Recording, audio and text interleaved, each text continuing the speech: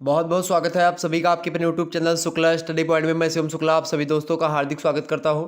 आज के वीडियो के माध्यम से हम बात करेंगे बीए थर्ड सेमेस्टर यानी कि BA second year third semester Hindi साहित्य के चैप्टर 2 के बारे में। इससे पहले चैप्टर 1 ऑलरेडी मैंने डिस्कस कर दिया है, आप लोगों ने उसको बड़े प्यार से पढ़ा होगा और देखा। उसमें मैंने एक कोर्स की बात करी थी कि आखिरकार अगर आप लोगों ने या आप लोगों को चाहिए कि पूरा का पूरा कोर्स हमको पढ़ना है तो आप ज़्यादा से ज़्यादा संख्या में क्या करेंगे, व्हाट्सएप पर एसएमएस करके, या फिर मैंने कोड दिया था मात्र 100 रुपये का कोर्स हमने रखा था। आपसे एक बार पूछ करके भी मैंने रखा था कि कितना रखें, तो आप लोगों ने 100 कहा था कि सर जी 100 मिनिमम प्राइस है, सबसे कम प्राइस है, इसी पे रखते हैं। तो मैंने कहा था बिल्कुल वही डन करते हैं। ठीक, तो बहुत सारे छात्र छात्रों ने एडमिशन लेना प्रारंभ कर दिया है। तो आप अगर एडमिशन लेना चाहते हैं तो हमारे नंबर 9161 पर आप अभी जस्ट एसएमएस करेंगे। ठीक है, एसएमएस करके आपको लिखना क्या है, अपना नाम बता देना है और आपको कहना है कि सर जी मुझे बीए थर्ड सेमेस्टर हिंदी साहित्य का कोर्स लेना है।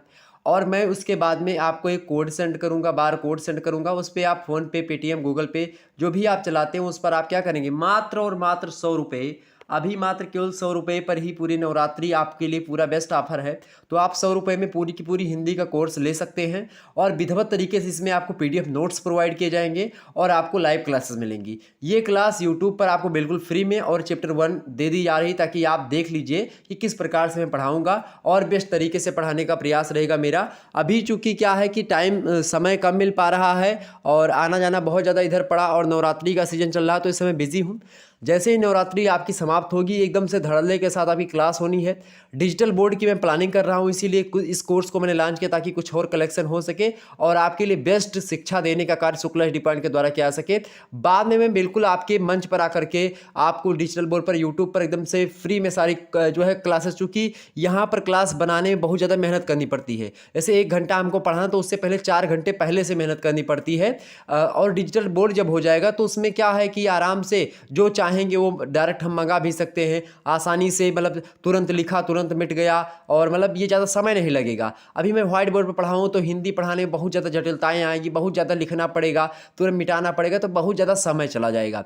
इसीलिए मैं सोच रहा हूँ कि आपकी और यूट्यूब पर उतनी क्लासेस हो भी नहीं पाएंगे, लगभग जो है 50-60 क्लासेस आपकी होनी है हिंदी की। जिन्होंने कोर्स ले लिया, बहुत सारे छात्र छात्रों ने लिया है, तो आप लोग भी अगर लेना चाहते हैं तो अभी हमारे नंबर है अपना 9161 93 60 62, ये व्हाट्सअप नंबर है। इस पर आप एसएमएस करेंगे कि सर जी हमें हिंदी साहित्य बीए थर्ड सेमेस्टर का जो है कोर्स चाहिए। और एक और गिफ्ट आप लोगों के लिए मैं बता दे रहा हूं कि जो पीडीएफ वगैरह आपको कुछ नहीं मिल पाते हैं, मैं जैसे कि जब आप ग्रुप से जुड़ जाएंगे, ग्रुप बन रहा है तो बीए थर्ड सेमेस्टर वालों का, तो जो ऐसे 100 रुपये आप पे करेंगे तुरंत आपको ग्रुप से ऐड कर दिया जाएगा। उस ग्रुप में आपको अन्य सब्जेक्ट के भी पीडीएफ वगैरह सेंड कर दिए जाएंगे। ठीक, तो भारी से भारी संख्या में एक बार आप सहयोग करें और निश्चित तौर पर आपको ऐसा कंटेंट कहीं नहीं मिलेगा। और गद्य पढ़ने में आपको बहुत पढ़ना है। गद्य में आप देखते हैं हिंदी का कहानी का विकास पढ़ना है, ठीक है, उसके मतलब कि उसके बाद में उपन्यास का, नाटक का, ठीक है, एकांकी का, रिपोर्टाज, डायरी, संस्मरण,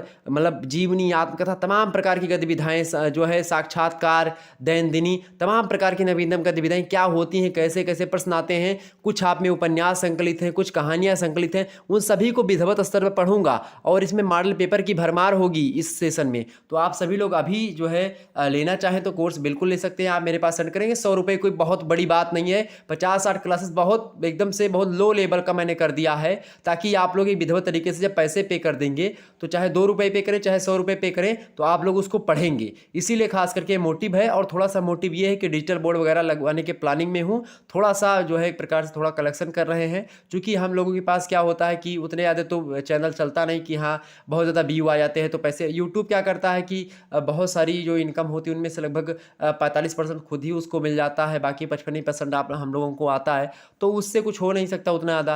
तो इसीलिए थोड़ा सा मैंने सोचा कि डिजिटल बोर्ड वगैरह लगाने में थोड़ा सा ज़्यादा इनकम लग रही है, पैसा लग रहा है, तो इसीलिए मैंने सोचा कोर्स अगर आपके लिए लिया जाएगा। लेकिन आप लोग उसका उतना ज़्यादा रिस्पांस दे नहीं रहे हैं। आप लोग हिंदी को हमें लगता है हल्के में ले रहे हैं, बिल्कुल हल्के में मत लीजिएगा, क्योंकि अभी आपने हिंदी को पढ़ा नहीं। एक बार अगर आप पढ़ लेंगे निश्चित तौर पर आपको कुछ और पढ़ने की आवश्यकता नहीं पड़ेगी। ज़्यादा मैं विस्तार नहीं करूँगा क्योंकि बहुत ज़्यादा लोगों को ये भी दिक्कत होगी। आइए हम चर्चा करते हैं आज। बिल्कुल ये आपकी फ्री में लाइव यूट्यूब पर भी होगी और हमारे छात्र छात्राएं भी देख पा रहे होंगे जो जिन्होंने कोर्स ले लिया है।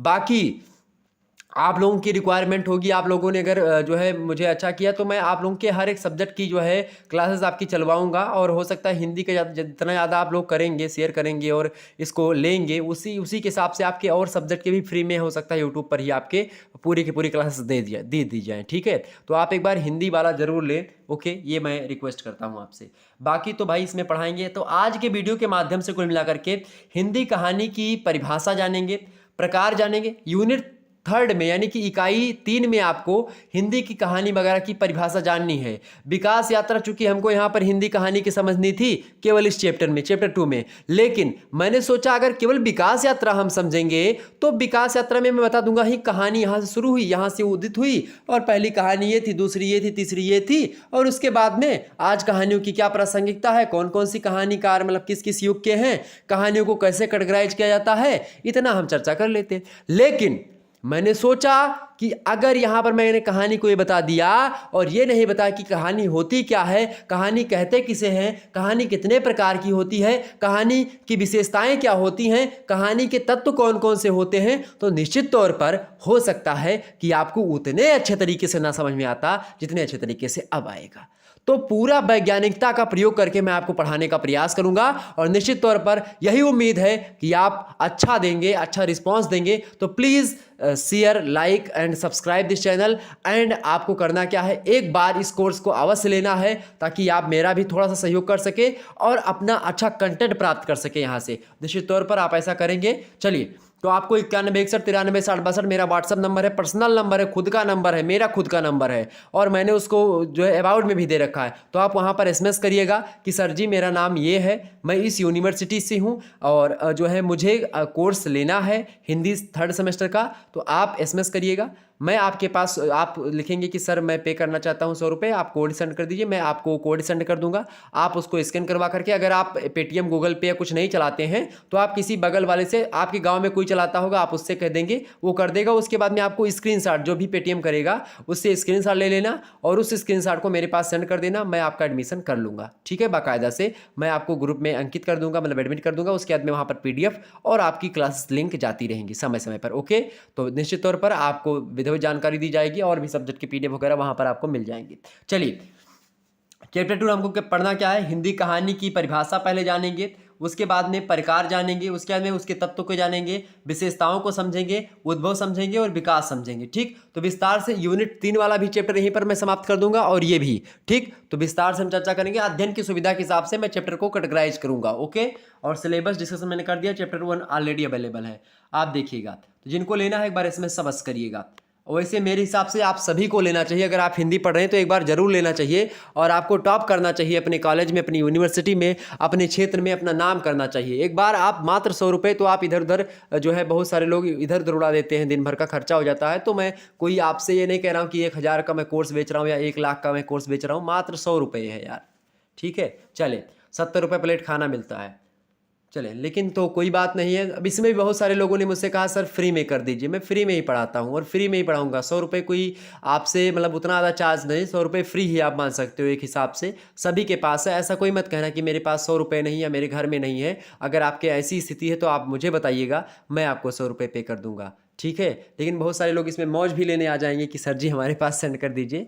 तो मैं आपकी स्थिति जानूंगा, मुझे खुद ही आती कि मैं सोच रहा था कि मतलब बिल्कुल सारी चीज़ें, लेकिन मैं एक बार ट्राई कर रहा हूँ थोड़ा सा, चूँकि मैं इस समय चाह रहा हूँ कि कुछ हो और आसानी से मैं एक अच्छा तरीके से आपको पढ़ा सकूँ, लाइटिंग वाइटिंग बढ़िया से कर सकूँ, व्यवस्थित तरीके से फिर आऊँ आपके समक्ष। ठीक, और आप ही लोगों का प्यार और दुलार इसी प्रकार से बनता रहे। तो बिल्कुल ऐसा नहीं कि आप ये कोर्स लेंगे तो भी आप पढ़ेंगे, नहीं लेंगे तो नहीं पढ़ेंगे, ऐसी कोई बात नहीं। आप कोर्स लेंगे तो भी मैं आपको यूट्यूब पर पढ़ाऊंगा, नहीं लेंगे तो। लेकिन ये कोर्स पूरा का पूरा तो यूट्यूब पर आपको नहीं मिल पाएगा, 1-2 क्लास आपकी ये मिल पा रही, बाकी उसके बाद में आपको क्लास में चलेगी। तो आप अभी नवरात्रि भर आपके लिए खुला ऑफर है, 100 रुपये में नहीं, बाद में आपका ये 150 रुपये भी हो सकता है। तो आप जो है अभी ज़्यादा रिक्वायरमेंट अगर मतलब आप कर लेते हैं तो बिल्कुल हो जाएगा।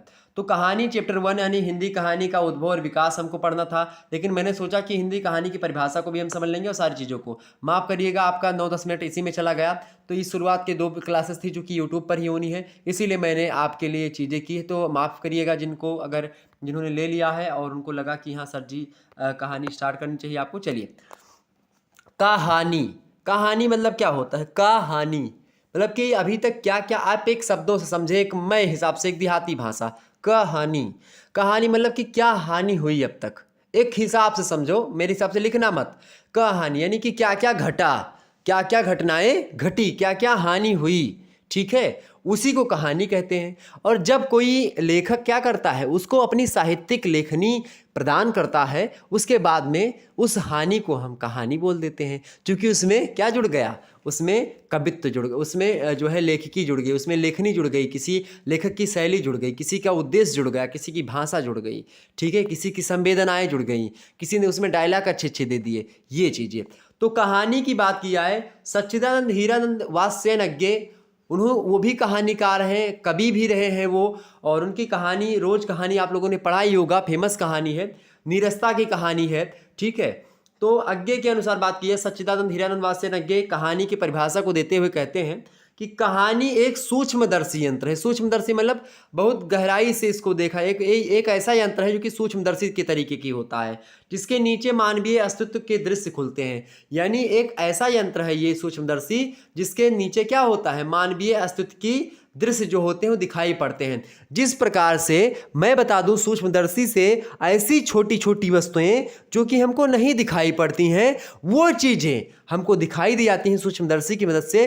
तो कहानी वही सूक्ष्मदर्शी, यानी कि जो हमको दैनिक जीवन में रहते हुए हमारे अगल बगल की घटनाएं, हमारे अगल बगल के परिवेश में हो रहे अत्याचार, बाह्य आडंबर और तमाम प्रकार की जो घटनाएं घट रही हैं, उनको जो हम लोग हल्के में ले रहे हैं, उस हल्के में ली गई घटना को सूक्ष्मदर्शी की भांति समाज के जो है एक प्रकार से पटल पर उसको ला करके खड़ा कर देना, ये एक कहानीकार का मंतव्य होता है, उद्देश्य होता है। और इस पर मुख्य रूप से कहानीकार जब खरा उतरता है तो उसकी रचना को हम कहानी कहते हैं। तो कहानी एक सूक्ष्मदर्शी यंत्र है, जिसके नीचे मानवीय अस्तित्व के जो दृश्य होते हैं वो खुल करके दिखाई पड़ते हैं। समझ में आ रही बातें। इसके अलावा प्रेमचंद जी सबसे बड़े, आपको पता होगा, लगभग 300 से अधिक कहानी लिख चुके मुंशी प्रेमचंद। उर्दू में भी इन्होंने कहानियाँ लिखी, ठीक है, और खड़ी बोली में कहानियाँ लिखी। कहानी सम्राट, उपन्यास सम्राट, ठीक है, सेवा सदन, कर्मभूमि, रंगभूमि, गबन, गोदान जैसे जो है किसान की जो जीवन की त्रासदी है उसका वर्णन करने वाले उपन्यासों को जो है मुंशी प्रेमचंद जी ने दिया। इसीलिए मुंशी प्रेमचंद के नाम पर ही कहानी के जो है वर्गीकरण को हम बांटते हैं। मुंशी प्रेमचंद जी के नाम को लेकर के उपन्यास को बांटते हैं, क्योंकि कहानी का ही बप्पा है उपन्यास। कहानी छोटी होती है और उपन्यास बड़ा होता है। ये तमाम प्रकार की चीज़ें आपको समझनी पड़ेगी। प्रेमचंद जी की अगर बात की है, मुंशी प्रेमचंद, इनका जन्म जहाँ पर हुआ था, मैं वहाँ पर गया भी हूँ, और वहाँ पर BHU यानी कि जो है बनारस हिंदू यूनिवर्सिटी के द्वारा जो है वहाँ पर एक रिसर्च सेंटर भी है। वहाँ पर आप जब जाएंगे आप 2 मंजिले पर, तो वहाँ पर बहुत ज़्यादा किताबें और बहुत ज़्यादा चीज़ें मिलेगी मुंशी प्रेमचंद जी के बारे में। शोध के जो अभ्यर्थी होते हैं, बच्चे, वो जाते हैं वहाँ पर और शोध करते हैं खास करके। तो वहाँ पर जाने लायक है। लमही नामक गांव है, वाराणसी में स्थित है। मैं तो वाराणसी में रहा, तो वहाँ पर गया था और जयंती पर उनके गया था, ठीक है। चलिए, तो प्रेमचंद कहते हैं कहानी की परिभाषा को देते हुए कि अनुभूतियाँ ही रचनाशील भावना से अनुरंजित होकर कहानी बन जाती हैं। क्या? जो अनुभूति होती है, कहाँ की अनुभूति?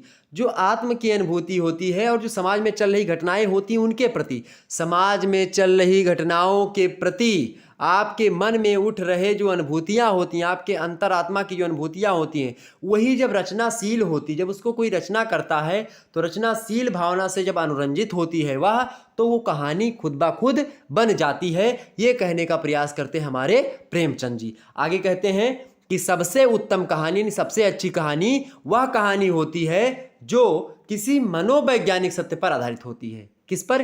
किसी मनोवैज्ञानिक सत्य पर आधारित होती है वो कहानी। ठीक, इसका PDF आपके ग्रुप में सेंड कर दिया जाएगा और आपको मिल जाएगा, परेशान नहीं होना है आपको। ओके, तो आप लोग इसको जान लीजिए। तो सबसे अच्छी कहानी वही होती है जो कि मनोवैज्ञानिक सत्य पर आधारित होती है, क्योंकि मनोविज्ञान का कहीं ना कहीं पे रोल कहानी लेखन में होता है। आगे चल करके जब आप अज्ञे की कहानियों को देखेंगे तो उसमें मनोविश्लेषणवाद झलकेगा।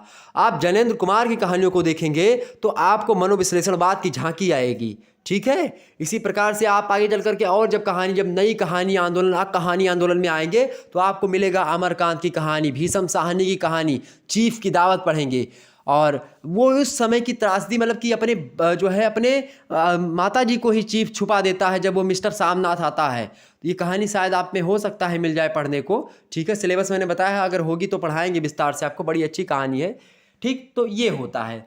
तो प्रेमचंद के अनुसार अनुभूतियां ही रचनाशील भावना से अनुरंजित होकर कहानी बन जाती हैं। सबसे उत्तम कहानी वह होती है जो किसी मनोवैज्ञानिक सत्य पर आधारित होती है। ओके, तो ये हो गई प्रेमचंद की कहानी की परिभाषा। ज़्यादा नहीं जानना है आपको, बस इतना पढ़ लेना है। एक आध परिभाषा अगर आपको पता है तो पूछेगा तो आप आसानी से बता पाएंगे।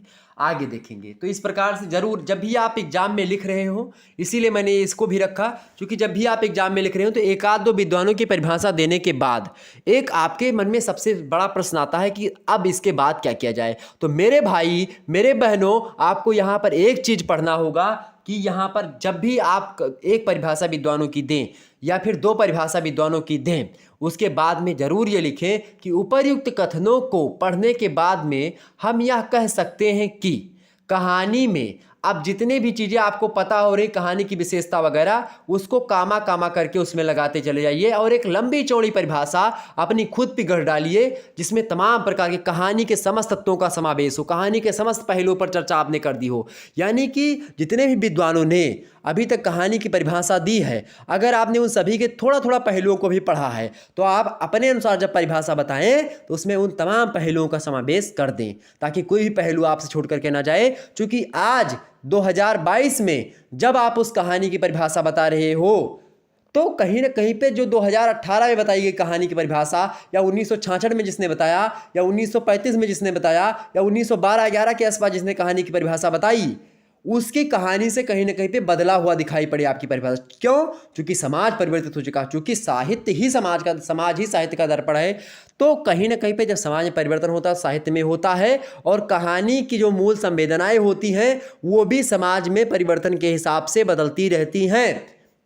तो इसीलिए आपकी कहानी के परिभाषा में भी परिवर्तन जरूरी है, उतना ही जरूरी जैसे कि आप जब गीली सब्जी बनाते हैं तो उसमें नमक थोड़ा सा ज़्यादा डालते हैं और जब सूखी सब्जी बनाते हैं तो उसमें नमक थोड़ा सा कम डालते हैं। तो ये उसी प्रकार से ज़रूरी है, ठीक। चलिए, तो हम कैसे कह सकते हैं? अतः हम कह सकते हैं कि कहानी रूप स्वरूप, संदेश उपदेश, प्रयोजन उद्देश्य एवं मंतव्य पर आश्रित होती। किस पर आश्रित होती है?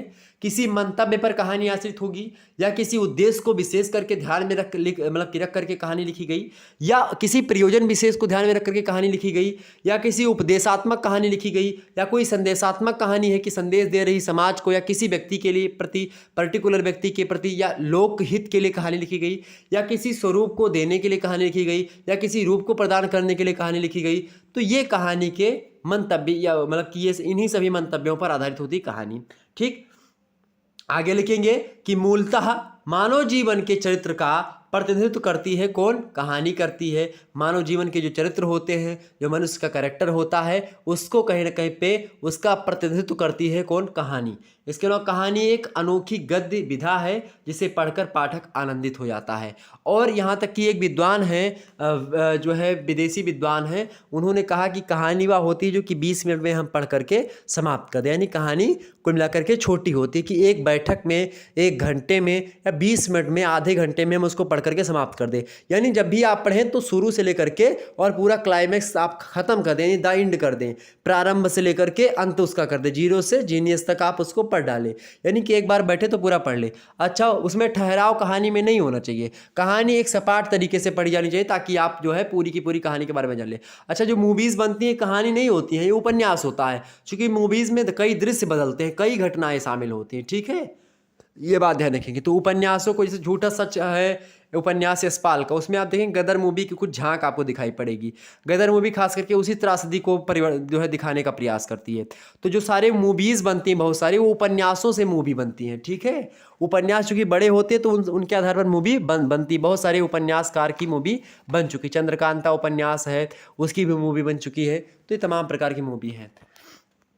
आगे समझते हैं। तो इस प्रकार से आप लोगों ने कहानी के जो है अर्थ को समझा। अब हम बताएंगे कहानी के प्रकार। वैसे कहानी तो कई प्रकार की होती हैं, लेकिन खास करके अगर कहानी के प्रकार की बात की जाए कुछ मायने में, तो एक होती है कथा प्रधान कहानी, यानी जिसमें कथा प्रधान होती है। अब कथा प्रधान में भी 3 प्रकार की कहानियाँ, एक तो होती चरित्र प्रधान कहानी। चरित्र प्रधान माने क्या होता है कि जैसे मान लेते हैं कि कोई मूवी बनी, मान लेते हैं कोई मूवी के हिसाब से मैं उदाहरण आपको बताऊं, एक मूवी बनी मान लेते हैं कोई, तो उसमें किस कैरेक्टर कौन कौन से, यानी कि सनी देओल काम कर रहे हैं कि अक्षय कुमार कर रहे हैं कि सलमान खान कर रहे हैं, ठीक है, कि अल्लू अर्जुन कर रहे हैं, तो उस पर डिपेंड करेगा कि हाँ ये कहानी का चरित्र कौन है, यानी कि उसका जो वो है क्या बोलते हैं हीरो कौन है, ठीक। तो हीरो के अनुसार भी कहानी हो सकती है।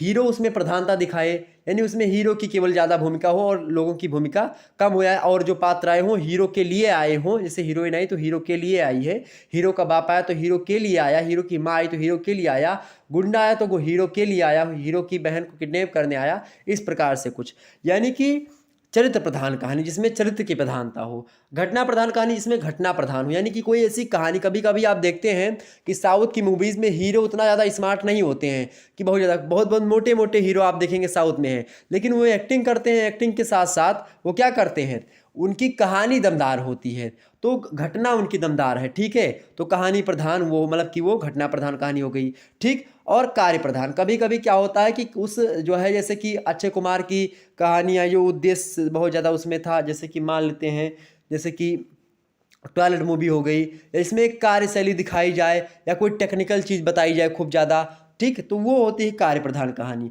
जिसमें कार्य की प्रधानता हो कार्य प्रधान कहानी, जिसमें घटना प्रधान हो घटना प्रधान कहानी, जिसमें चरित्र प्रधान हो चरित्र प्रधान कहानी। और ये सब कथा प्रधान कहानियाँ हैं, कथा प्रधान कहानी के ही एक भाग हैं। इसके अलावा दूसरे प्रकार की जो कहानी होती है उसको कहते हैं वातावरण प्रधान कहानी। वातावरण प्रधान माने क्या होता है कि मान लेते हैं कोनो कोनो मूवी होती है वो दुबई में, सऊदी अरब में, या बड़े अमेरिका में, लंदन में, वेल्स में, आयरलैंड में शूट हुई हैं, फ्रांस में शूट हुई, जर्मनी में, ठीक, तो वो एक प्रकार से चरित्र प्रधान कहाँ की जो है चरित्र, जैसे कि मिर्ज़ापुर मूवी आपने देखा, मिर्ज़ापुर और ये पूर्वांचल एरिया शुरुआत से ही बदमाशी का मतलब कि बदमाशों का एरिया कुछ रहा है।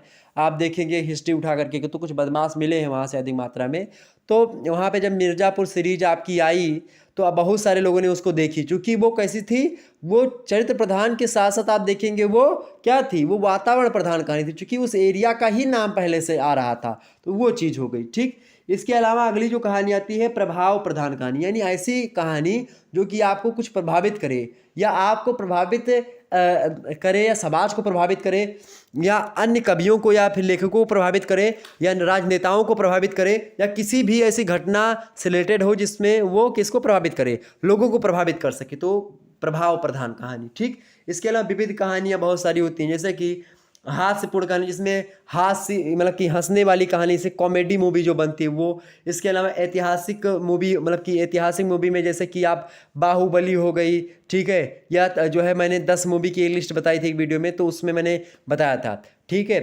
या जो है और भी मूवी, पानीपत मूवी बनी, ये सब ऐतिहासिक मूवीज़ हैं, ठीक है। ऐसे जो कहानियाँ लिख रहे थे खासकर ऐतिहासिक कहानीकार में जयशंकर प्रसाद जी का नाम आता है, तो वो, ठीक। इसके अलावा प्रकृतिवादी कहानी, प्रकृतिवादी कहानी की बात की है, यानी कि जो प्रकृति से रिलेटेड हो, जैसे कि जिसमें प्राकृतिक चीज़ों के बारे में ज़्यादा बताया जाए, फल फूल पशु पक्षी, ठीक है, मृगा, इन सभी के बारे में, मतलब कि खूब ज़्यादा मतलब कि जो प्राकृतिक चीज़ें हैं उनके बारे में, मिट्टी जल इन सभी के बारे में, ठीक। इसके अलावा प्रतीकवादी कहानी, प्रतीकवादी कहानी मतलब होता है कि जिसमें जो है जो पात्र हों प्रतीक के रूप में आए हों, जैसे कि मान लेते हैं कि एक आत्मकथात्मक शैली में लिखी गई कहानी, जैसे कि महेंद्र सिंह धोनी मूवी, वो कहानी या मान सकते हो कि आप उसमें प्रतीकवादी है, क्योंकि उसमें प्रतीक का कार्य कौन कर रहे हैं, उसमें महेंद्र सिंह धोनी के प्रतीक कौन है, जो है सुशांत सिंह राजपूत जी, ठीक है, मतलब थे, अब नहीं रहे, बड़े दुख की बात है, एक अच्छा कलाकार नहीं रहा, ठीक है, हालांकि चलिए, तो प्रतीकवादी कहानी। इसके अलावा और प्रतीकवादी से कि प्रकृति का आलम्बन करने के लिए बना दिए गए, तो प्रतीकवादी। मनोविश्लेषणवादी कहानी में आज्ञा जैनेंद्र, इन सभी का नाम आता है, इलाचंद जोशी, ठीक है, तो ये लोग आएंगे बाद में। तो मनोविश्लेषणवाद यानी कि जो आत्मा में चल रही चीज़ें होती, मस्तक के 2-3 प्रकार, जो सिगमंड फ्रायड एक व्यक्ति है मनोविश्लेषणवादी, वो भी मतलब कि मनोविश्लेषणवाद उसी का सिद्धांत है सिगमंड फ्रायड का।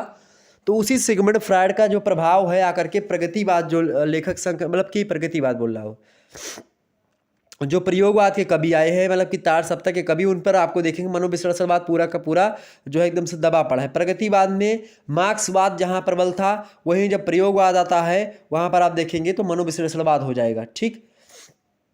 यानी प्रेमचंद उत्तर यानी कहानी में और नई कहानी में आपको ये देखने को मिलेगा इस प्रकार की। तो ये कहानी के प्रकार हो गए। आगे कुछ कहानी की विशेषताओं को हम जान लेते हैं, कहानी की क्या क्या विशेषताएं होती हैं। ठीक, चलिए जानते हैं। तो कहानी की विशेषताएं आप देखिएगा, कहानी की विशेषताओं के बारे में देखिए। पहली विशेषता यह है कि कहानी एक कथात्मक संक्षिप्त गद्य रचना होती, जिसमें एक कथा होती है, उस प्रकार की एक गद्य रचना होती है कहानी, जिसमें कथा तत्व की प्रधानता होती। कथा तत्व यानी कि जिसमें एक कहानी होगी, एक कथा होगी, उस कथा वही कथा तत्व ही प्रधान होगा। खास करके कथा तत्व में जैसे घटना, ठीक है, और घटना के साथ साथ चरित्र और उसके जो डायलॉग होते हैं वो सारी चीज़ें। इसके अलावा आप देखेंगे कहानी में प्रभावान्विति होती। प्रभावान्विति माने होती है कि एक प्रकार से प्रभाव उत्पन्न करे कहानी। अगर आप उसको पढ़ रहे हैं या देख रहे हैं कहानी को, तो वो उस आप पर एक इफेक्ट डाले, एक प्रभाव डाले या प्रभाव डेवलप करे अपना, तो वो चीज़ें। तो एकता मतलब कि इसमें एकत्व, प्रभावों की एकता होना चाहिए ऐसी कहानियों में। इसके विषय में क्या होना चाहिए, एकत्व प्रभावों की एकता होना चाहिए। ठीक, अगला आप देखेंगे तीसरी विशेषता कहानी की क्या है कि कहानी ऐसी हो जिसे 20 मिनट तक या 1 घंटा या एक बैठक में पढ़ा जा सके। ये भी कहानी की एक विशेषता है। तो ये सब एकदम से आप ध्यान रखिएगा, पीडीएफ में सेंड कर दूंगा। ठीक, तो ये पीडीएफ उन्हीं लोगों के लिए को मिलेगी जो जिन्होंने 100 रुपये पे करे हैं।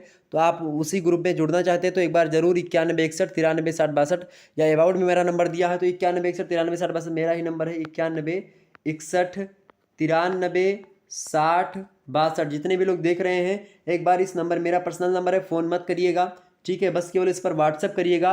व्हाट्सअप करने के बाद में आप लिखिएगा कि सर मुझे जो है हिंदी साहित्य का संपूर्ण कोर्स पढ़ना है। मात्र 100 रुपये में पूरा का पूरा संपूर्ण कोर्स और पीडीएफ नोट सहित आपको मिलेगा।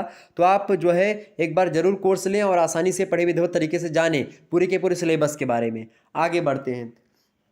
चौथा आपका आ चुका है। चौथा कौन सा है विशेषता, कौतूहल और मनोरंजन कहानी का आवश्यक गुण है। क्या, कहानी में कौतूहल होना चाहिए और मनोरंजन भी होना चाहिए, ताकि क्या हो, वो अट्रैक्शन पैदा कर सके, ताकि वो आधा घंटा 1 घंटा कोई व्यक्ति अगर समय दे रहा है कहानी में तो और समय दे। ठीक, तो इसके लिए उसको बाध्य करना पड़ता है। तो ये भी चीज़ें आवश्यक है। इसके अलावा देखिए, अभी सब लिखने में बड़ा टाइम लगा मुझे, मैंने खुद अपने हाथों से लिखा। ऐसा नहीं कि मेरे पास कोई कंटेंट क्रिएटर है, मेरे पास कोई थंबनेल मेकर है, या मेरे पास कोई अलग से जो है वीडियो बनाने के लिए कोई मुझे ट्रेंड करता है, सिखाता है, ऐसा नहीं।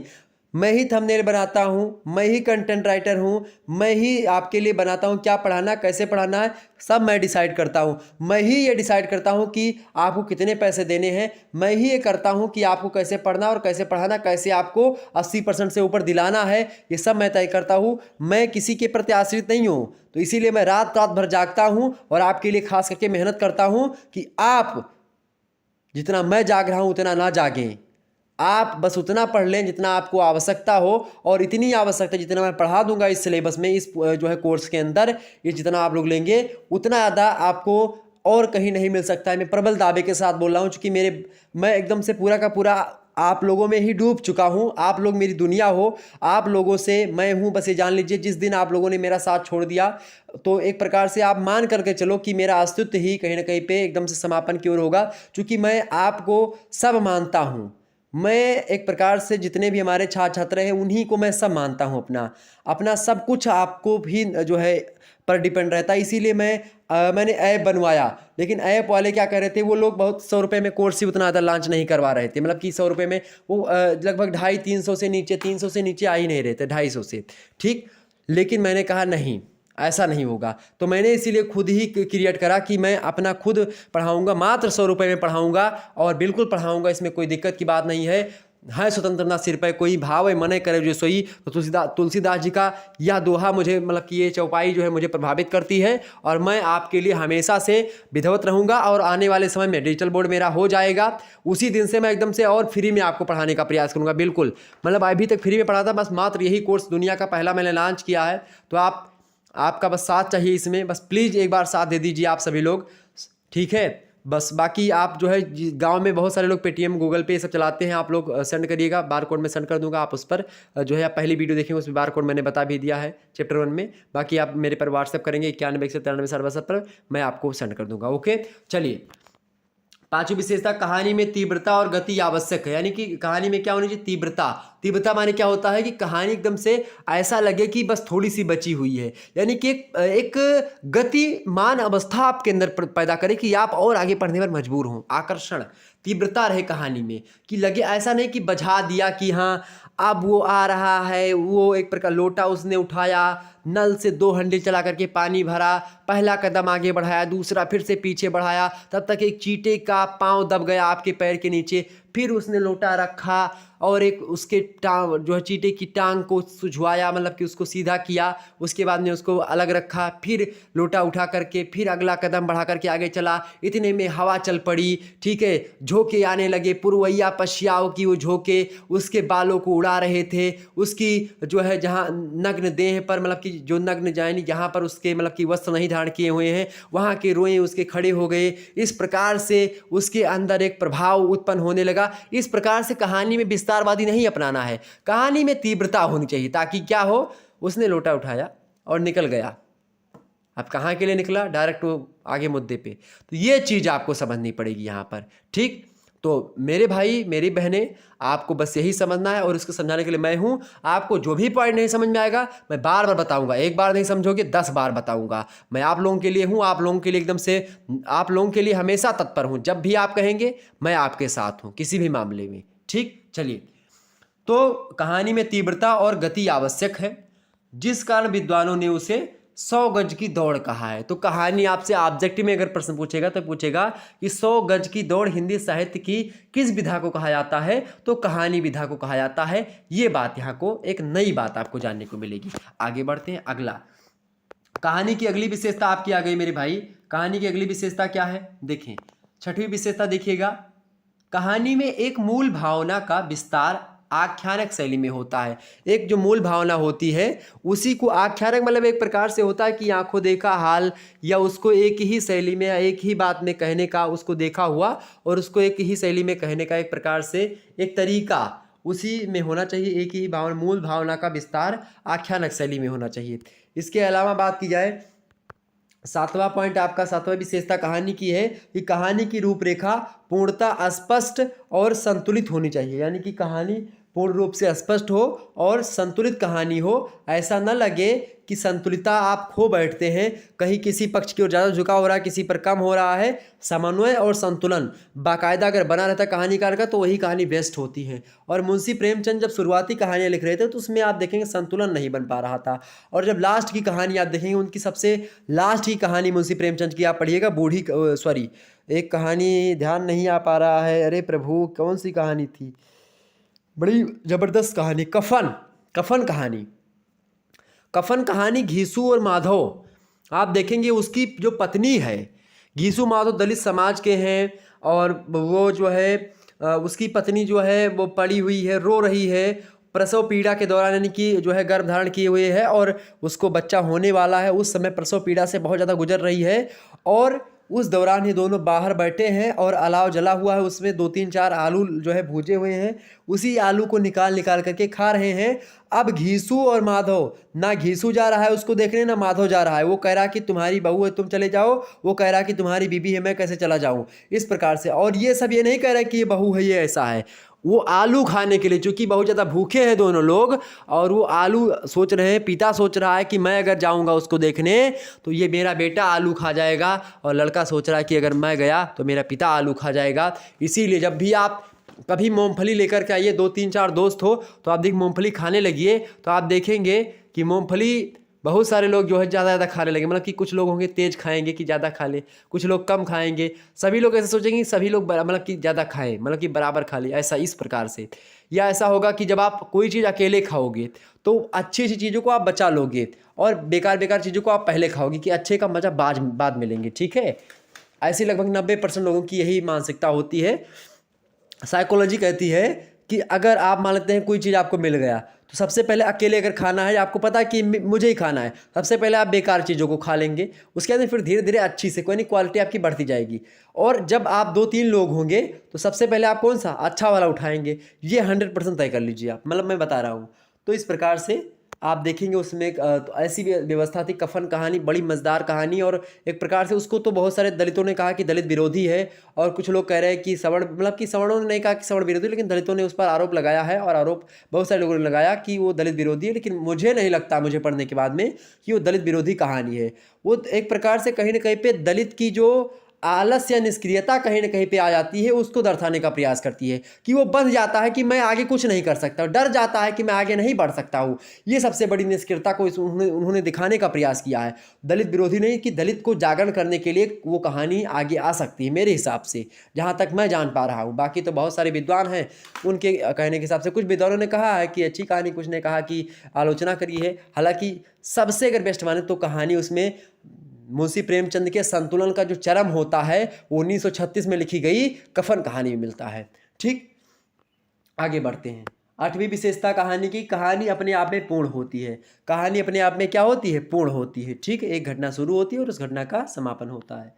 धीरे धीरे करके नई कहानी में घटना कब हुई, मतलब घटना लास्ट में सुखांत हो जाती कि एक राजा था, एक रानी थी, और शिकार खेलने जंगल में गया, वहाँ पर उसका घोड़ा मर गया। राजा जंगल में भटक रहा था, उसको तमाम सारी चीज़ों का सामना करना पड़ा, तमाम सारे संघर्ष मिले, और लास्ट में क्या हुआ कि राजा, एक प्रकार से एक बाबा मिलते हैं उनको, बाबा आते हैं और उसके बाद में उनको घर तक बताते थे, उनको रास्ता बताते हैं, वो घर पर आ जाते हैं, और रानी आती हैं, रानी, दोनों लोग रहते हैं, उनके राजपाट। फिर आप मतलब कि लास्ट में क्या होगा कि वो राजा आ गए, घर पे मिल गए रानी से, राजपाट करने लगे, मतलब सुखांत कहानी, भारतीय परंपरा सुखांत की रही है।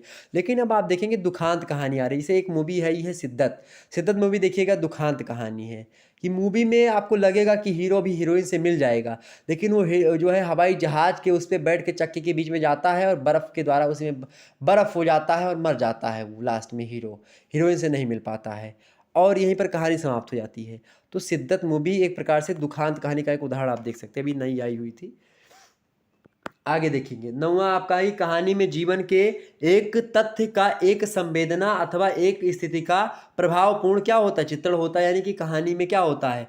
जीवन के किसी भी व्यक्ति के, वस्तु के, मनुष्य के जीवन का एक तथ्य का क्या होता है? संवेदना, उसका एक संवेदना, एक स्थिति, या एक प्रकार से एक स्थिति या एक संवेदना का क्या होता है? प्रभावपूर्ण, की ताकि दूसरे पर प्रभाव पड़े, तभी उसको लोग देखेंगे, पढ़ेंगे, उसका क्या होता है? चित्रण होता है, वही कहानी होती है।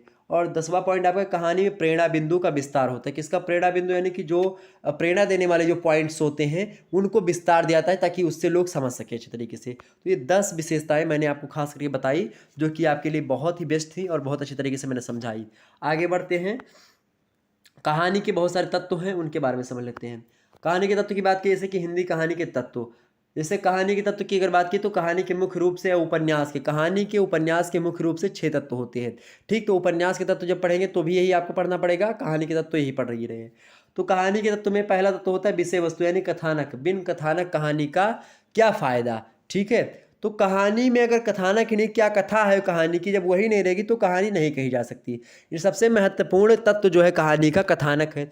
दूसरा महत्वपूर्ण कहानी का क्या है? चरित्र, यानी कि जो एक प्रकार से जो चरित्र वाले होंगे, चरित्र मतलब क्या समझ रहे हैं? जैसे कि हीरो हीरोइन जो होते हैं, ठीक है, यानी नायक और नायिका, कहानी में कौन नायक रहेगा, कौन नायिका रहेगी, इसको भी डिनोट होना चाहिए। ठीक, तो वो चीज़। इसके अलावा संवाद, यानी कथोपकथन, यानी डायलॉग, जिसको सनी देओल जी डायलॉग से फेमस है, कार्तिया, इस प्रकार से। तो सनी देओल जी का डायलॉग फेमस है, कथोपकथन उनका, यानी ज़बरदस्त शैली में। पुरानी जो कहाँ मूवीज़ बनती थी, उसमें आप देखेंगे डायलॉग खूब होते थे, ना तलवारों की धार से, ना गोलियों की बौछार से, बंदा डरता है तो केवल परवरदिगार से। इस प्रकार से राजकुमार जी का डायलॉग से ही फेमस है ना। अच्छा, राजकुमार जी को आप देखेंगे कोई ही मतलब गुंडा मार भी नहीं पाता है, वो छवि, वो लोग मतलब कि ये नहीं कहते थे कि डायरेक्टर साहब मुझे एक भी चांटा नहीं लगना चाहिए मूवी में। हाँ ठीक है साहब, नहीं लगेगा। ठीक है, इस प्रकार से। साउथ वाले आए तब तो एकदम से जो है एक्शन का एकदम से धुआं धुआं कर दिए, गाड़ी कितने ऊंचे उड़ती है और ट्रेन कहाँ पे पलटती कुछ पता नहीं चलता है। लेकिन फिर भी साउथ की movies the best movie, Bollywood से बहुत आगे निकल चुका साउथ अब। ठीक है, मौज लेते लेते एक लोग रह गए कि साउथ की मूवी में एक कार उड़ती है, वो एक्शन होता है कि एक रवि तेजा जी का एक्शन आप देखेंगे बहुत ज़्यादा ओवर हो जाता है कभी कभी।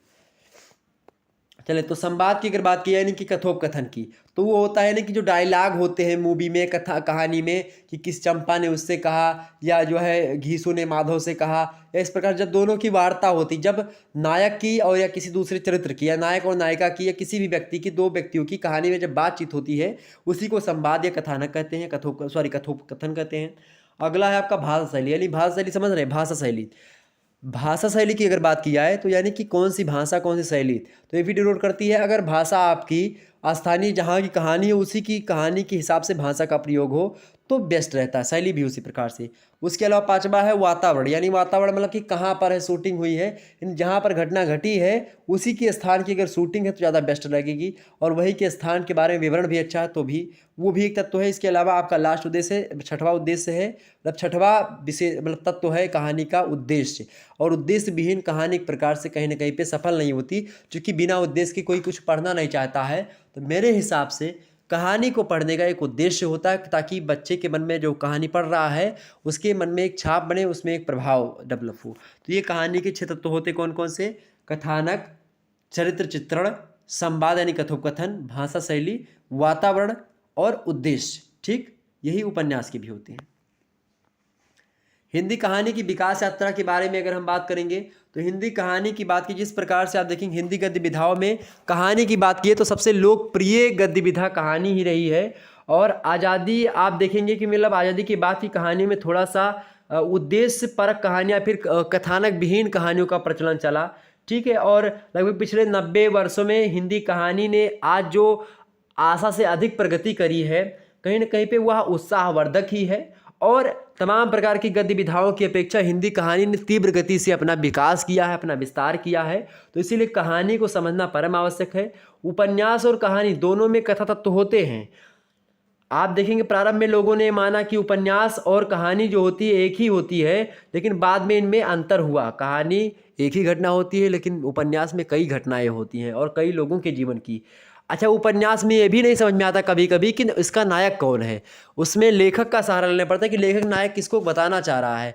कभी कभी उपन्यास पढ़ते वक्त आपको लगेगा कि ये नायक है कि ये नायक है, इसमें मतभ्रम होगी आपको। ठीक, ये चीज़ होती है। हालांकि कहानियों की बात की जाए तो आचार्य रामचंद्र शुक्ला जी का हमको सहारा लेना पड़ेगा। आचार्य रामचंद्र शुक्ला जी कहानी की विकास यात्रा को बताते हुए कहते हैं कि हिंदी की सबसे पहली कहानी है इंदुमती। इंदुमती कहानी किशोरीलाल गोस्वामी जी के द्वारा लिखित है और 1900 ईस्वी में इसका प्रकाशन हुआ। लेकिन ये कहानी मुख्य रूप से इस पर अपवाद हुआ। इसके बारे में एक विद्वान है, उनका मैं नाम लेना चाहूँगा। उन्होंने कहा था, इस कहानी की बड़ी जो है आलोचना करी, कहा कि ये कहानी बिल्कुल भी नहीं हो सकती। उनका नाम है शिव सिंह चौहान। शिव सिंह चौहान कहते हैं कि यह कहानी जो है यानी जो इंदुमती कहानी है, इंदुमती कहानी को आचार्य रामचंद्र शुक्ला ने हिंदी की पहली मौलिक कहानी कहा था। 1900 ईस्वी में प्रकाशित हुई थी। कहाँ से प्रकाशित हुई थी? सरस्वती पात्रिका से प्रकाशित हुई थी। बाबू श्याम सुंदर दास उस समय उसके संपादन कर रहे थे। 1903 में महावीर प्रसाद द्विवेदी उसका संपादन करते हैं सरस्वती पात्रिका का।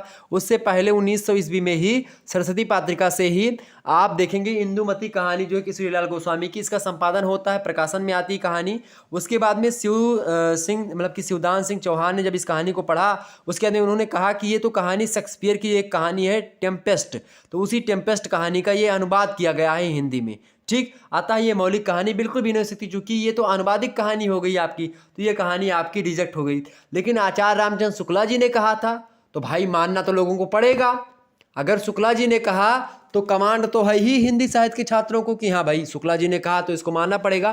तो ये मतलब एक प्रकार से चलता आ रहा, बहुत दिनों तक लगातार ये रहा कि हिंदी की प्रथम कहानी मौलिक कहानी कौन सी है? इंदुमती द्वारा रचित, मतलब इंदुमती कहानी किशोरीलाल गोस्वामी द्वारा रचित वही कहानी है। और बाद में क्या हुआ कि आज जो है नए नए शोध हुए हैं और नए नए अनुसंधानों के माध्यम से पता चला है कि एक कहानी निकल के आई नवीन अनुसंधानों के आधार पर के 1901 ईस्वी में एक कहानी का प्रकाशन हुआ था। 1901 ईस्वी में कहानी का प्रकाशन हुआ था और वो कहानी किस प्रकाशन मतलब कि कहाँ से प्रकाशित हुई थी? छत्तीसगढ़ मित्र पत्रिका निकलती। छत्तीसगढ़ मित्र पत्रिका एक पत्रिका है, वो निकलती थी। उस पत्रिका में संपादन हुआ था, उससे उस पत्रिका मतलब से संपादन मतलब प्रकाशन हुआ था एक टोकरी भर मिट्टी। कहानी का नाम है क्या? एक टोकरी भर मिट्टी। एक टोकरी भर मिट्टी जो कहानी है ये माधवराय सप्रे की द्वारा लिखित है और ये हिंदी की सर्वप्रथम मौलिक कहानी कही जा सकती है। आज नवीन संविधान मतलब कि नवीन संशोधनों के हिसाब से लोगों ने शोध किया है, पीएचडी धारकों ने शोध किया। उसके बाद में बताया कि जो माधवराव सप्रे या माधवराय सप्रे की जो कहानी है उसका क्या नाम है, माधवराव सप्रे की कहानी का एक टोकरी भर मिट्टी, ये कहानी हिंदी की प्रथम मौलिक कहानी 1901 ईस्वी में छत्तीसगढ़ मित्र पत्रिका से संपादन जिसका होता है। ठीक। और रामचंद्र शुक्ला जी के अनुसार पहली कहानी इंदुमती कहानी थी किशोरीलाल गोस्वामी की 1901 मतलब 1900 में प्रकाशित हुई। दूसरी कहानी प्लेग की चुड़ैल, और दूसरी कहानी भी किशोरीलाल गोस्वामी की ही थी लेकिन उसको मैंने नहीं रखा। ठीक है, इनके शुक्ला जी के अनुसार। और तीसरी कहानी उन्होंने बताया था प्लेग की चुड़ैल, लेकिन मैंने दूसरी रख दिया है ताकि वो किशोरीलाल गोस्वामी की ही थी। तो प्लेग की चुड़ैल जो कहानी है ये मास्टर भगवान दास ने लिखा है, 1902 में प्रकाशित हुई। दूसरी कहानी हिंदी की मान सकते हैं। तीसरी कहानी 11 वर्ष का समय आचार्य रामचंद्र शुक्ला के कर कमलों के द्वारा ही लिखी गई कहानी थी। 1903 ईस्वी में इसका लेखन इन्होंने किया था। इसके अलावा चौथी कहानी इन्होंने बताया पंडित और पंडितानी, इसको लिखा था गिरजादत्त बाजपेयी जी ने 1903 ईस्वी में। ये सीरियल आप जरूर याद कर लीजिएगा, आप एग्जाम में लिखेंगे बहुत नंबर मिलेगा आपको, ऑब्जेक्टिव में बहुत प्रश्न यहाँ से बनते हैं। और पांचवी कहानी जो है दुलाई वाली, ये बंग महिला की कहानी है, 1907 ईस्वी में प्रकाशन में आई। ये 7 कहानियाँ शुरुआती है रामचंद्र शुक्ला जी ने बताया था अपने हिंदी साहित्य के इतिहास लेखन के दौरान। ठीक, यहाँ पर पॉइंट मैंने रख दिया है, देख लीजिए कि नवीन अनुसंधानों से यह पता चला है कि 1901 ईस्वी में एक टोकरी भर मिट्टी का प्रकाशन छत्तीसगढ़ मित्र पत्रिका में हुआ। अतः हिंदी की प्रथम मौलिक कहानी का श्रेय इसी कहानी को जाता है। इसके लेखक कौन है? माधवराय सप्रे हैं, ये बात आप ध्यान रखिएगा। इंदुमती कहानी जो है ये भी मैंने यहाँ पर रख दिया, ये क्या है? शेक्सपियर के टेम्पेस्ट यानी कहानी का क्या है? अनुवाद स्वरूप है। इसीलिए शिवदान सिंह चौहान ने क्या कह दिया कि ये कहानी प्रथम मौलिक कहानी नहीं हो सकती है। ठीक, इस प्रकार से चीज़ें हुई। अब बात किया है हिंदी कहानी की, तो ये हो गई हिंदी कहानी का एक प्रकार से काल विभाजन। ठीक है, मतलब शुरुआती दौर, उद्गम या विकास। अब बात करेंगे हम हिंदी कहानी का काल विभाजन। काल विभाजन मतलब क्या है कि हिंदी कहानी का काल विभाजन कैसे करते हैं, कब कब किस किस सन में कौन कौन सी कहानी लिखी गई और उसकी क्या क्या विचारधाराएं रहीं, इसके बारे में थोड़ा सा जानना है। ज़्यादा आपको नहीं पढ़ना है, बस संक्षिप्त विवरण आपको पढ़ना है। ठीक है, विस्तार से नहीं जाना बहुत ज़्यादा एकदम से डीप में जा करके, लेकिन फिर भी मैं इतना बहुत डीप में पढ़ा रहा हूँ आपको, तो भयभीत नहीं होना है आपको, डरना नहीं है कि सर जी बहुत पढ़ना पड़ेगा। ना बाबू, डरना नहीं है, बस आपको एक बार वीडियो को 2 बार देख लेना है, ये विनती है आपसे। ठीक है, चलिए। प्रेमचंद पूर्व हिंदी कहानी। हिंदी कहानियों को मुख्य रूप से हम 4 भागों में बांटते हैं। एक तो प्रेमचंद पूर्व हिंदी कहानी, यानी प्रेमचंद जी को उनके जन्म को आधार बनाते हैं, और जब प्रेमचंद जी का युग चल रहा था उससे पहले का, यानी प्रेमचंद से पूर्व, यानी प्रेमचंद से पहले भी कुछ कहानियाँ लिखी गई, तो उनसे पहले जो कहानियाँ लिखी गई उनको हम प्रेमचंद पूर्व कहानी कहेंगे, 1900 ईस्वी से लेकर के 1915 ईस्वी में। उसके अलावा आप देखेंगे अब प्रेमचंद से पूर्व जो कहानियां हैं 1900 ईस्वी से लेकर के 1915 ईस्वी, और प्रेमचंद युगीन कहानी आप देखें 1915 से लेकर के यानी 1916 से लेकर के 1936, और जो प्रेमचंदोत्तर कहानी होंगी प्रेमचंद जी के बाद वाली कहानियां, उनकी बात की है तो 1936 से 1950, और 1950 से लेकर के 1900 अब तक की जो कहानियां हैं उसको हम कहेंगे नई कहानी। ठीक, तो अब देखेंगे कि आखिरकार प्रेमचंद से पूर्व जो कहानियां थीं उन कहानियों की बात की है 1900 ईस्वी से लेकर के 1915 में लिखी गई कहानियां जो हैं वो कौन कौन सी थी। तो एक आप समझ ही रहे होंगे, जैसे रानी केत की कहानी भी आप रख सकते हैं, मुंशी इंसाअल्लाह खां की है, राजा भोज का सपना, शिवप्रसाद सितारे हिंद, लेकिन ये मुख्य रूप से खड़ी बोली में नहीं रही उतनी अच्छी तरीके से, लेकिन फिर भी कुछ मात्रा में खड़ी बोली इसमें थी, खड़ी बोली की रचना। और इंदुमती, दुलाई वाली, एक टोकरी भर मिट्टी, 11 वर्ष का समय, ये सब आप रख सकते हैं जो शुरुआती कहानियाँ मैंने बताई। ठीक है, और प्लेग की चुड़ैल, ये सब। ठीक, तो प्रेमचंद से पूर्व हिंदी कहानी की बात की जाए तो इस काल में हिंदी कहानी अपना स्वरूप ग्रहण कर रही थी और उसकी शिल्प विधि का विकास हो रहा था। नए नए विषयों पर कहानियाँ लिखी जा रही थी। हिंदी की प्रथम कहानी के अंतर्गत जिन कहानियों का उल्लेख हमने किया अभी अभी आप लोगों ने देखा होगा, उनके अतिरिक्त भी इस काल में कई सारी कहानियाँ लिखी, जैसे कि माधव प्रसाद मिश्रा इसी युग के ही रहे हैं, उनकी कहानी है मन की चंचलता, ये भी एक कहानी, फेमस कहानी। इसके अलावा लाला भगवान दीन जी के द्वारा लिखित प्लेग की चुड़ैल, ये भी कहानी है प्रेमचंद पूर्व ही कहानी, प्रेमचंद युग की पूर्व ही कहानी जो रही, यानी 1900 ईस्वी से लेकर के 1915 ईस्वी में लिखी गई कहानी है। उदाहरण के माध्यम से लिख लीजिएगा, इनको याद कर लीजिएगा। इसके अलावा वृंदावन लाल वर्मा, एक दो तो पता होनी चाहिए, वृंदावन लाल वर्मा की राखी बंद कहानी, राखी बंद भाई, और इनकी एक कहानी और है नकली किला, ये 2 कहानियाँ इनकी फेमस हैं। इसके अलावा विशंभर शर्मा कौशिक की कहानी की बात की, रक्षाबंधन की कहानी है। इसके अलावा जयशंकर प्रसाद अपना स्वयं इसमें थे ही, उनकी छाया जो है कहानी संग्रह है उसका प्रकाशन भी इसी समय में हुआ, ठीक है। और छाया का प्रकाशन आपको पता होगा कि जो है जो ये है, इनका क्या नाम है, जयशंकर प्रसाद जी। जयशंकर प्रसाद सरस्वती पत्रिका का जब संपादन हो जाता है उसमें हिंदी कहानी को एक नई दिशा मिलती है। 1903 ईस्वी में चूँकि सरस्वती पत्रिका का संपादन होता है महावीर प्रसाद द्विवेदी के सानिध्य में, और उसी समय आप देखेंगे सन 1909 ईस्वी में काशी में इंदु नामक पत्रिका का प्रकाशन प्रारंभ हुआ, जिसमें जयशंकर प्रसाद की कहानियाँ प्रकाशित होने लगती हैं। बाद में इन कहानियों का एक संग्रह बनाया गया छाया के नाम से, यानी छाया काव्य संग्रह। तो वो भी इसी जो है संग्रह का इसी समय का 1912 में प्रकाशन होता है। तो ये प्रेमचंद से पूर्व ही कहानियाँ लिखी गई ये सारी की सारी। तो कुल मिलाकर के आप इन कहानियों में अगर विशेषताओं की बात की जाए, इसके अलावा चंद्रधर शर्मा गुलेरी की बात की तो उसने कहा था, इनकी एक कहानी है, ठीक है, बुद्धू का कांटा, उसने कहा था सुखमय जीवन, ये सब चंद्रधर शर्मा गुलेरी की कहानियाँ बड़ी फेमस कहानियाँ हैं। 3 कहानियाँ इनकी बहुत ही फेमस है, सर्वश्रेष्ठ कहानीकार कहे जाते हैं इस युग के चंद्रधर शर्मा गुलेरी, ठीक है। जयशंकर प्रसाद की कहानियाँ ऐतिहासिक कहानी है, ठीक। तो बात किया इन कहानियों में प्रेमचंद से पूर्व जो कहानियाँ लिखी जा रही थी, इन कहानियों में आप देखेंगे जो है इन कहानियों में प्रेम के बारे में बताया जाता था, ठीक है। प्रेम से संबंधित कहानियाँ थीं, समाज सुधार से संबंधित कहानियाँ लिखी जा रही थी, नीति से संबंधित कहानियाँ लिखी जा रही थी, उपदेश से जुड़ी कहानियाँ लिखी जा रही थी। तो इस प्रकार की कहानियाँ आप देखेंगे लिखी जा रही थी, ठीक। उसने कहा था सुखमय जीवन और बुद्धू का कांटा, ये चंद्रधर शर्मा गुलेरी की कहानी है, बहुत फेमस कहानी है। यहाँ तक कि उसने कहा था जो कहानी है बीएचयू के सिलेबस तक में संकलित की गई है, ठीक। ये बात आप ध्यान रखेंगे। तो इस प्रकार से 1900 से लेकर के 1915 ईस्वी तक का जो समय काल रहा, ये प्रेमचंद से पूर्व कहानी। 1916 ईस्वी में हिंदी साहित्य के जो युग परिवर्तक कहानीकार कहे जाते हैं प्रेमचंद जी, उनका युग प्रारंभ होता है। और 1916 ईस्वी में उनकी पहली कहानी का प्रकाशन हुआ, इसलिए 1916 ईस्वी से हम हिंदी कहानी में हम प्रेमचंद युग मानते हैं। 1936 ईस्वी में चूँकि उनकी सबसे लास्ट कहानी कफन का प्रकाशन हुआ, इसीलिए इसको हम लास्ट मानते हैं। 1916 की कहानी आप इनकी पढ़िएगा। 1916 में प्रकाशित एक इनकी कहानी पंच परमेश्वर। पंच परमेश्वर कहानी में आप पढ़ेंगे तो आपको इनकी विशेषता कुछ दूसरी दिखेगी, आपको थोड़ा सा तालमेल में थोड़ा सा आप देखेंगे थोड़ा सा दूसरे तरीके से, उतना ज़्यादा जो है परिपक्व भाव नहीं आपको मिलेगा। लेकिन 1936 आते आते प्रेमचंद ने एक प्रकार से हिंदी साहित्य को एक ऐसा व्यक्तित्व और ऐसा कृतित्व दिया जो कि उससे पहले हिंदी साहित्य में ना देखने को मिला था और ना भविष्य में उनके ऐसा कोई बना मेरे हिसाब से, ठीक। तो प्रेमचंद जी की जो 1936 की कहानी है, चाहे वो जो है गोदान उपन्यास की मैं बात करूं, आप देखें गोदान में उनके जीवन के समस्त चीज़ों की जितनी भी कहानियां उन्होंने लिखी, उन सभी कहानियों की झलक दिखाई पड़ती है, उनका परिपक्व चेहरा दिखाई पड़ता है, उनकी अस्पष्ट जो एक प्रकार से प्रतिनिधित्व चीज़ें हैं वो दिखाई पड़ती हैं, ठीक, जो कि कहीं ना कहीं पे जो भी उनके जीवन में नहीं दिखाई पड़ी उनकी कहानियों में दिखाई पड़ती हैं। तो इस प्रकार से उन्होंने किया। और जब आया हिंदी साहित्य में प्रेमचंद युग, वो कहानी का स्वर्ग है, एक प्रकार से कहानी का स्वर्ण काल कह सकते हैं उसको। प्रेमचंद युग 1916 से 1936 ईस्वी तक रहा। पहला प्रकाशन पंच परमेश्वर कहानी का होता है 1916 में प्रेमचंद की कहानी। अंतिम कहानी कफन का प्रकाशन होता है। प्रेमचंद युग कहना इसी में समीचीन होता है, इसीलिए मैंने इसको बताया। मुंशी प्रेमचंद ने अपने जीवन काल में लगभग 300 कहानियां लिखी और मानसरोवर के 6 खंडों में कहानियां प्रकाशित हुई हैं।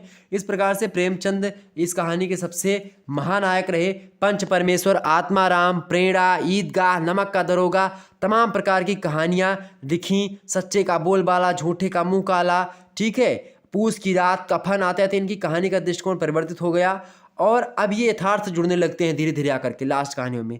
तो कुल मिलाकर के स्पष्ट है कि पहली वाली कहानियाँ इनकी आदर्शवादी हैं, जैसी कहानियाँ लोग लिख रहे थे वैसी लिख रहे थे।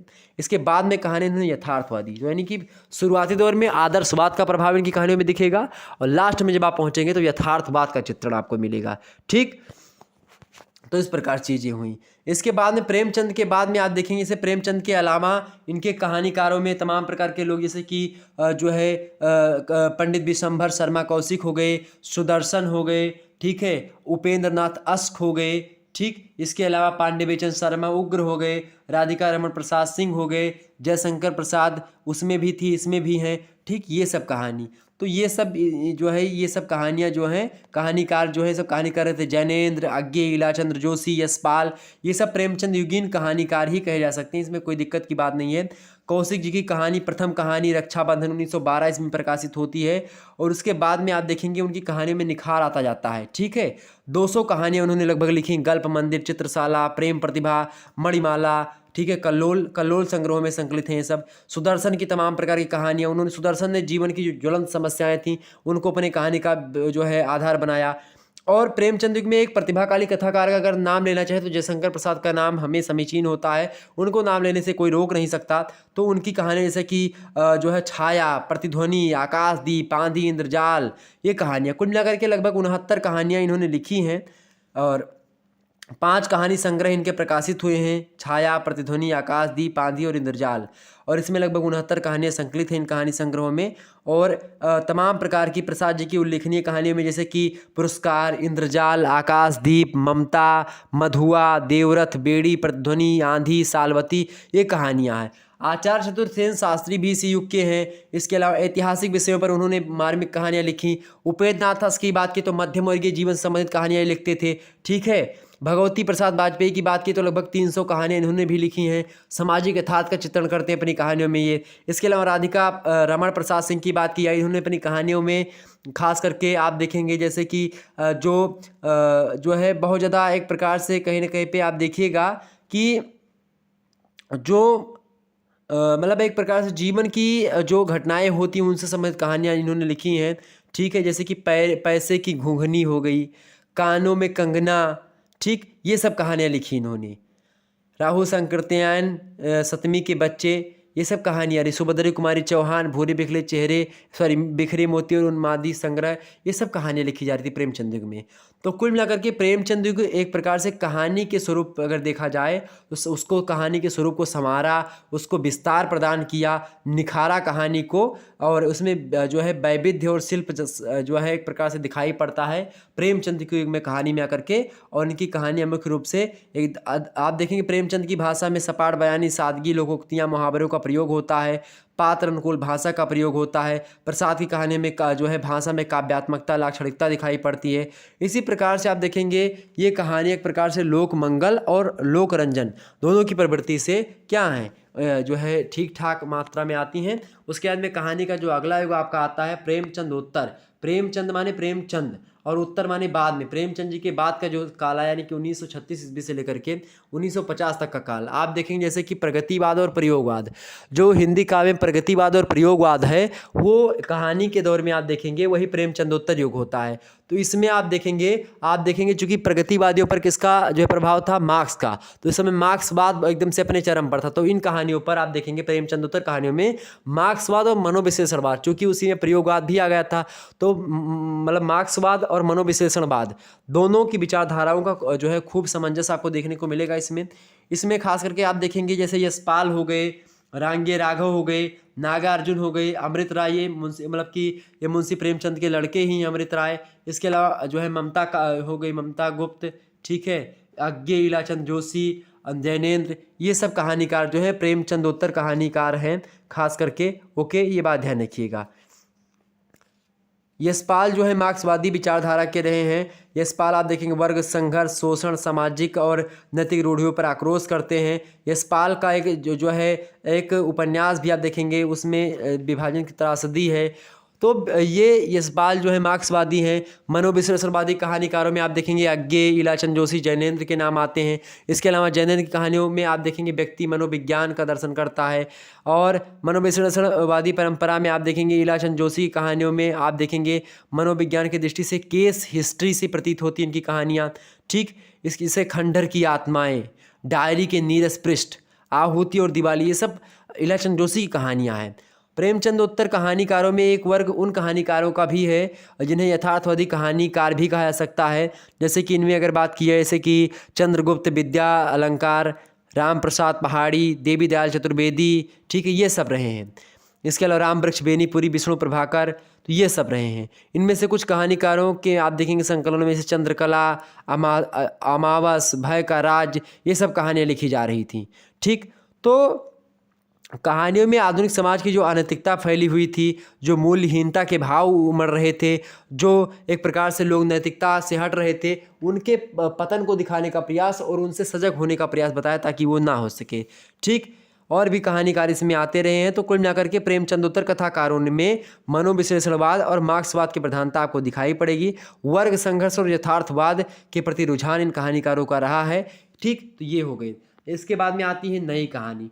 नई कहानी में भैया बहुत ज़्यादा विचारधाराएँ होती हैं, अलग अलग प्रकार के विचारक, अलग अलग प्रकार के जो है व्यक्ति कहानी लिखना प्रारंभ कर देते हैं। नई कहानी 1950 ईस्वी से लेकर के अब तक की जो कहानियाँ लिखी गई हैं ये सब नई कहानी ही हैं। ठीक है, 1950 ईस्वी के बाद जो कहानियाँ रहीं उसके विषय और शिल्प दोनों की दृष्टि से आप देखेंगे तो नवीनता इन कहानियों में दिखाई पड़ती है, इसलिए इनको नई कहानी हम कहते हैं।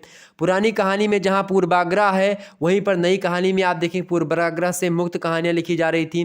पुराने कहानीकारों में अपनी आंखों पर समाजवादी, नैतिकतावादी, रूमानी और मनोविश्लेषणवाद का चश्मा लगा हुआ था। वहीं नए कहानीकारों ने सभी पूर्वाग्रहों से मुक्त हो गए और इस प्रकार के किसी विचारधारा का समर्थन नहीं किया है। उसकी कहानी भोगे हुए था, जो उसने भोगा है उसके यथार्थ को चित्रण करना था, तो इस प्रकार से नई कहानी नाम दिया गया। ठीक, और इस प्रकार से डॉक्टर गणपत चंद्र गुप्ता कहते हैं इस कहानी का मतलब नई कहानी के संदर्भ में कि नई कहानी का सबसे बड़ा वैशिष्ट्य है कि कथा तत्व का ह्रास है और नया कहानीकार कथानक को महत्व नहीं देता है। आप नई कहानी चाहे जयेंद्र कुमार की कहानियों को ही देखेंगे तो यहाँ से कहानी तत्व आप मतलब कथानक जो होता है वो खत्म ही हो जाता है, कहानी आपको पता नहीं चलेगी क्या कथा थी इसमें। ठीक है, बस कहानी के एक प्रकार से जो यथार्थ की घटनाएं होती हैं उसको एकदम से बता देना। ठीक, ये चीज़ें होती है। तो नई कहानी की विकास यात्रा 20वीं शताब्दी के छठे दशक से प्रारंभ होती है। 1965 ईस्वी में कहानी पत्रिका का प्रकाशन होता है जिसमें प्रकाशित होने वाली कहानियाँ परंपरागत रूप से आप देखिएगा कि कहानियों में कुछ अलग दिखाई पड़ती हैं, कथ्य और टेक्निक दोनों दृष्टियों से अलग दिखाई पड़ती है कहानियाँ। बाद में इन कहानियों को वर्ष 1955 और 1956 ईस्वी के आसपास नई कविता के वजन पर नई कहानी भी कहा जाने लगा। नई कहानी में जीवन के यथार्थ को ईमानदारी के साथ दिखाया जाने लगा लोगों ने, और कल्पना से हट गए और यथार्थ को हूबहू दिखाने का प्रयास किया। इस प्रकार से आप देखेंगे जो है विषय की दृष्टि से तो बहुत ज़्यादा विविधता दिखाई पड़ेगी, यानी बहुत अनेक विषयों पर कहानियाँ लिखी जा रही थी, तमाम सारे लोग कहानी लिख रहे थे। इसमें आप देखें कुछ लोग तो ग्रामीण अंचल की कहानियाँ लिख रहे थे, कुछ लोग यानी ग्रामीण कहानी से कि फणीश्वरनाथ रेणु, ठीक है, ये सब ऐसी कहानीकार हैं जो कि गाँव की कहानियाँ लिखे जा रहे थे। नगर बोध की कहानी कुछ ऐसे थे जो नगरों के बारे में कहानियाँ लिखे जा रहे थे, नगर के बारे में। कुछ यथार्थ बोध की कहानियाँ लिखी जा रही थी, यानी यथार्थ का चित्रण कर रहे थे। कुछ लोग यौन समस्याओं का चित्रण कर रहे थे, यानी कि जो सेक्स से संबंधित जो चीज़ें हैं उसके बारे में बता रहे थे, उस पर कहानियाँ लिख रहे थे। ठीक है, जिससे लोग खास करके बचते हैं, कतराते हैं जिसको समझने में और समझाने में। ठीक है, इसके अलावा कुछ व्यंग प्रधान कहानियाँ लिखी जा रही थी, जिसमें आप देखेंगे व्यंग प्रधान कहानी में भोला राम का जीव कहानी आप पढ़िएगा। ठीक है, भोला राम का जीव कहानी एक सबसे बड़ा तीखा व्यंग आप देखेंगे भोला राम के जीव के माध्यम से।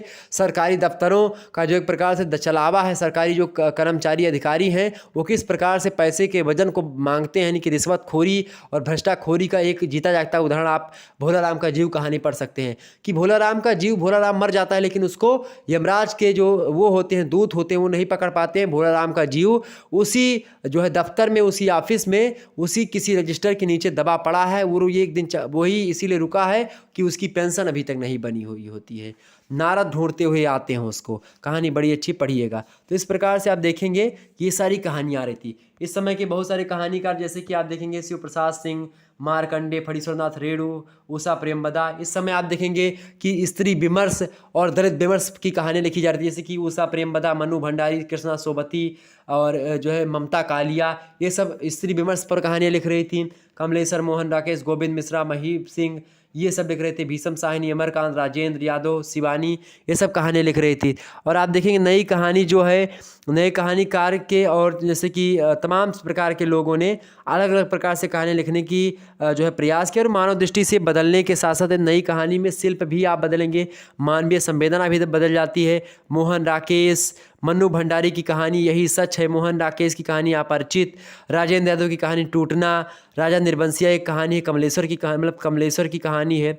ठीक, तो इस प्रकार से तमाम प्रकार की कहानियाँ हैं।